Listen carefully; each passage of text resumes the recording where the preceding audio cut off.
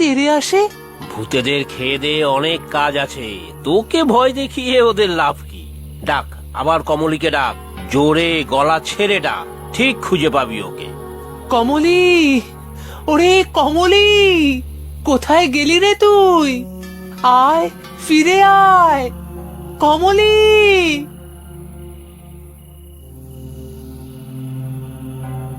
ও জেঠু, দেখো একটা বাড়ি।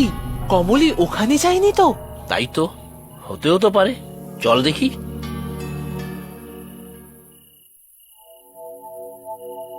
বাবা, এ তো একেবারে ভেঙে ছড়ছড়ে হয়ে গেছে।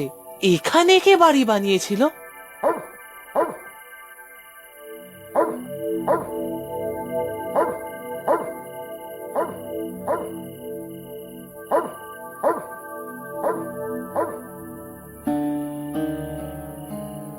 ও জেঠু, তুমি কোথায় গেলে? আমাকে ছেড়ে যেও না তুমি।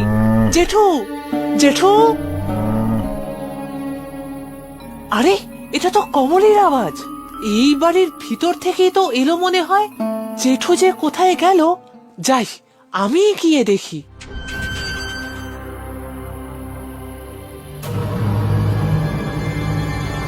আরে, কিসের একটা আওয়াজ হলো না? গরুটা ডাকছে মনে হলো। হঠাৎ ডাকাডাকি করছে কেন? ছেলেটা খুঁজতে খুঁজতে চলে আসেনি তো? কি যে বড় ওস্তাদ, পাহারায় আমার লালু কালুকে ছেড়ে রেখেছি, কেউ এলে ঠিক ডাকাডাকি করতো। তবে ছেলেটা তাড়াতাড়ি এসে পড়লে ভালোই হবে। বাকি বাচ্চাদের সাথে একসাথে বেঁধে রেখে দেবো, তারপর অন্য পথে সোজা পাচার। আহ, গরুটা এত ডাকছে কেন? চল তো দেখি, বাচ্চাটা এসে থাকলে যাতে কোনো মতেই পালাতে না পারে। এই তো কমলি, আয় আয় আয়।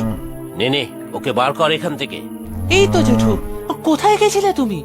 এখানেই তো ছিলাম, আর কথা না বাড়িয়ে চল এখন, জায়গাটা ভালো নয়। হ্যাঁ গো, ভূত আছে নিশ্চয়ই এখানে। আয় আয় কমলি, আয় আয়, চল আমার সাথে।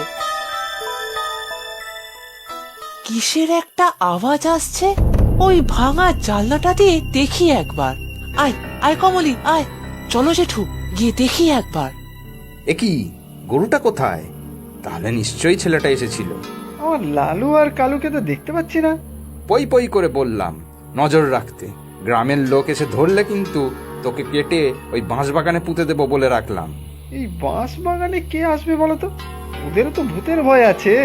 চলো একটু খুঁজে দেখি, দুটোকেই ঠিক পেয়ে যাব। তুমি মাথা গরম করো না ওস্তাদ।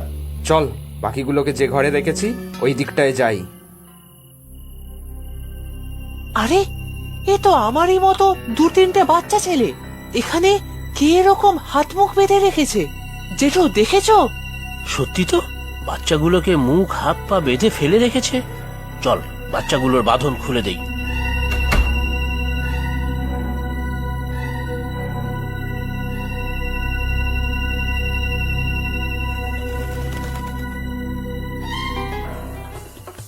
ওই তো একটা বাচ্চা ওই ঘরটায় ঢুকছে। আজ ওকে ছাড়বো না, অনেক জ্বালিয়েছে বেটা। চলো ওস্তাদ।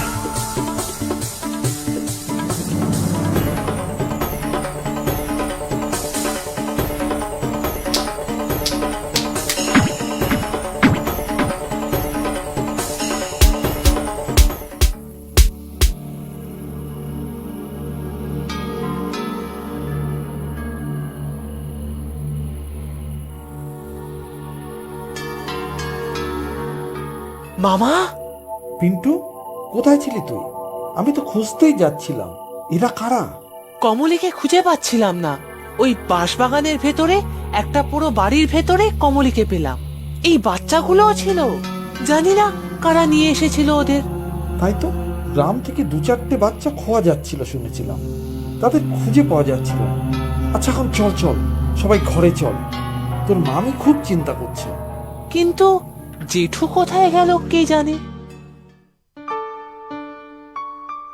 ওদের খাওয়া হয়ে গেলে তুমি ওদের বাড়ি দিয়ে এসো। হ্যাঁ হ্যাঁ, তা তো যাবই। ওদের বাপ মায়েরা কত চিন্তা করছে বলতো। থানাতেও একটা খবর দিতে হবে। যাক বাবা, ঘরের ছেলে ঘরে ফিরেছে। আচ্ছা পিন্টু, তুই অত দূর গেলি কি করে? কমলিকে খুঁজে পাচ্ছি না দেখে আমি তো মাঠে বসে কাঁদছিলাম। তখন জগাই জেঠুই তো আমাকে ওই বাঁশ ছাড়ে নিয়ে গেল। কি বলছিস? হ্যাঁ গো মামা, বাঁশবাগানে ঢুকতে তো কি ভূতের ভয় করছিল আমার। জগাই জেঠু আমার সাথে ছিল বলেই তো ঢুকতে পারলাম। তারপর দেখতে পেলাম কমলিকে, আর ওই বাচ্চাগুলো হাত মুখ বাঁধা ছিল। কিন্তু বাঁশবাগান থেকে বেরোনোর পরে আর জগাই জেঠুকে দেখতে তো পেলাম না। কি বলছিস তুই? তুই ঠিক দেখেছিস জগাইদাকে? এতক্ষণ তো একসাথে ছিলাম, ভুল হবে কি করে? জগাই জেঠুই তো ছিল আমার সাথে। এ যে অসম্ভব, এ যে অসম্ভব রে। আজ সকালে যে জগাদা মারা গেছে, আমরা গ্রামবাসীরা সবাই মিলে নিজের হাতে দাহ করে এসেছি। হ্যাঁ, তাহলে সত্যি আমাকে ভূতে ধরেছিল, নাকি জগাই জেঠুর ভূত আমাকে ভূতেদের হাত থেকে